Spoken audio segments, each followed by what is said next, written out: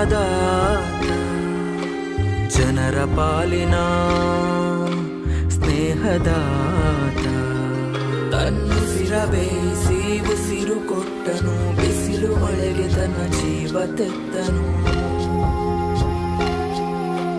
ನೀರು ಇಲ್ಲದೆ ನೆರಳು ಇಲ್ಲದೆ ಬೆಳೆಗೆ ಕಾಯಿ